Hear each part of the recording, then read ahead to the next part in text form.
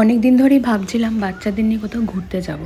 তো ধারে কাছে সেরকম কোনো জায়গা আমার তো ভালো লাগে না। তো হঠাৎ করে গুগল সার্চ করতে গিয়ে এই জায়গাটার নাম পেলাম, সেটা হলো চিন্তামণি কর বার্ড স্যাংচুয়ারি। এটা একটু ওই সোনারপুর দিকে যেতে গিয়ে পড়ে। অদ্ভুত একটা সুন্দর জায়গা, কিন্তু খুব একটা কোলাহল এর মধ্যে পাবেন না, কারণ এটা পুরোটাই জঙ্গল, আর জঙ্গলের ভিতরে গাছপালা ঢাকাঢাকিভাবে রয়েছে এবং তার মধ্যে কিছু সময় বার্ডস খুঁজে পাবেন। তো খুব শান্ত একটা পরিবেশ, খুব নিরিবিলি একটা পরিবেশ, কারণ খুব একটা মানুষ এখানে পেলাম না। তো আমি বাচ্চাদের নিয়ে এখানে যাওয়াতে ওরা তো ভীষণভাবে আনন্দ পেল, কারণ এই জায়গাটা ওদের কাছে একটু নতুনত্ব। এর আগে জঙ্গল গেছে, কিন্তু এটা টাইপ অফ জঙ্গল, কিন্তু তার মধ্যেও তুমি সুন্দর বার্ডস খুঁজে পাবে। তো সেটা দেখার জন্য একটু ওয়েট করতে হবে, কারণ ওখানে চিল্লামিল্লি করলে তো আবার বার্ডসরা পালিয়ে যায়। তো তার মধ্যে আমাদের সাথে দেখা হয়ে গেল ভুলু মহারাজ। ইনি প্রথম থেকে, যখন থেকে আমরা ঢুকেছি, তো তখন থেকে আমাদের পেছন করে অ্যাজ আ গাইড হিসাবে আমাদের পথ দেখিয়ে নিয়ে গেছে আপ টু লাস্ট অবধি। আর এখানে ঢুকতে গেলে কোনো পয়সা লাগে না, শুধু নিজের আইডি প্রুফটা একটু দিতে হবে, যাতে ওরা ওটাকে জমা রেখে দিতে পারে। এছাড়া সেরকম টাকা পয়সা নেই, কিছু লাগে না। আর ভেতরে খাওয়া দাওয়াটা অ্যালাউড নয়। তো পরিষ্কার পরিচ্ছন্ন বলতে পারবো না, কিন্তু জায়গাটা ভীষণ ভালো। মানে একটা জঙ্গল ভেতরে গেলেন, একটা জঙ্গল ফিলিংস অদ্ভুতভাবে মন কেড়ে নেবে। এর মধ্যে কিছু ফটোগ্রাফারও ছিল যাদের সাথে আমাদের দেখা হলো, যারা বার্ডস এর ফটো তোলে। তো তারা ওখানে ছিল।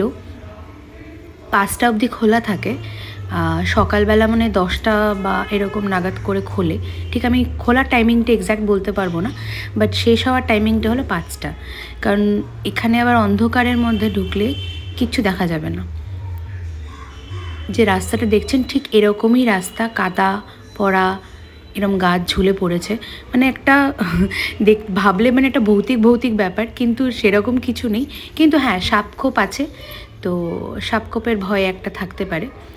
আর সিসিটিভি ক্যামেরা রয়েছে, যার কারণে ওখানে কিছু গাছে হাত দেওয়া যাবে না, যেটা আমাদের ঢোকার সময় আমাদের বললো। কিন্তু ভীষণ জংলি গাছও রয়েছে, কারণ যেহেতু পুরো একটা জঙ্গল, মানে এখানে সেরকমভাবে দেখাশোনা করার, মানে জাস্ট রাস্তাটা রয়েছে, এছাড়া সেরকম কিছু দেখাশোনা করার মতো নেই।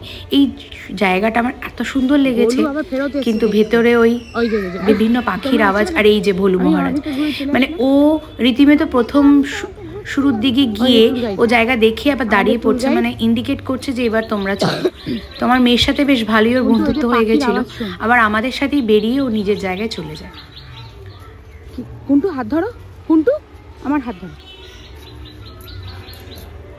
অদ্ভুত সুন্দর জায়গা, মানে এই প্রতিদিনের কোলাহল, প্রতিদিনের আওয়াজ, প্রতিদিনের ফ্রাস্ট্রেশন সব কিছু সরিয়ে দিলে এই জায়গাটা কিন্তু খুব সুন্দর। মানে আমার তো ভীষণভাবে ভালো লেগেছে।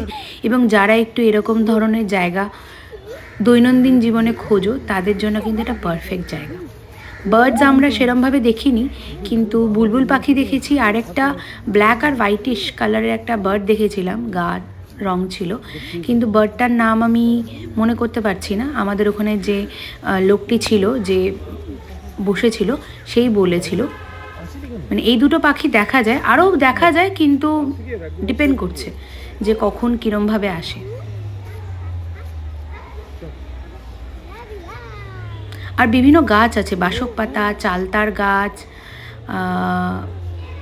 তুলসী গাছ, কলা গাছ, তার মধ্যে আরও ভিন্ন ধরনের গাছ রয়েছে, এবং গাছগুলোর মধ্যে লেখা আছে যে কোন কোন গাছ এগুলো, তো সেটাও বুঝতে অসুবিধা হবে। এই যে দেখতেই পাচ্ছ, বেল গাছ। এখানে একটা বসার জায়গা আছে, বিভিন্ন জায়গায় করে একটা করে সিট বানিয়ে রাখা, যেখানে আপনারা বসে রিল্যাক্স করতে পারবেন। আর এখানে আরেকটা জায়গা আছে, ওখানে একটি ভদ্র মহিলাকে দেখলাম, যে হয়তো এখানে পরিষ্কার পরিচ্ছন্ন এরকম কিছু করে টরে হয়তো। এছাড়া আর কোনো লোকজন নেই।